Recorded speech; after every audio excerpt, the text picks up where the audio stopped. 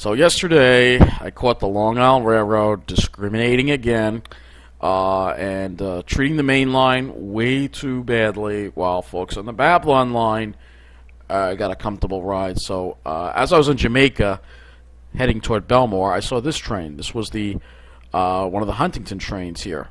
All right, jam-packed up. All right, I think it was like 3:46 or whatever, jam-packed up. And I was curious, man, why is it so crowded? I mean, it's a little more crowded than normal, and this is the train at, this is the train 405 at Mineola, and it was only 8 cars. That's right, it only had 8 cars.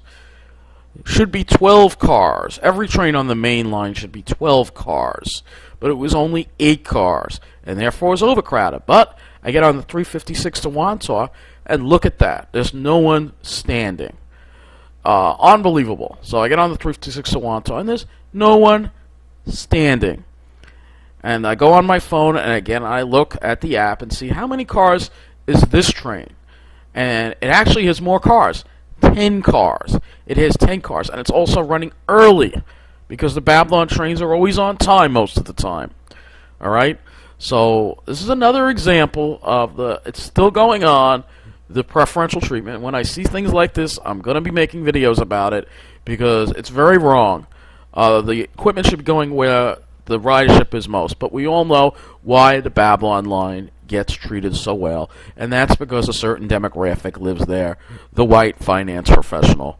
And I don't want to call them another word. We're just going to call them the white finance professional. Meanwhile, folks on the main line, we get to deal with trains like this. Overcrowded trains that are just ridiculously dangerous because we're not getting enough service. Meanwhile, the Babylon line gets way too much service. Way too much service. And it's not only they get way too much service, they're also now getting way too much equipment. So it's wrong. It's not the way you run a public transportation system. You're supposed to put the service and the equipment where the ridership is highest and where the crowding is worst. And right now, the main line is suffering from extreme overcrowding. And I'm hoping that now that Lisa Pica is out of the picture, that this kind of nonsense finally does stop. It's not going to stop right away, but I'm hoping it does because the Babylon branch has had it way too good for way too long.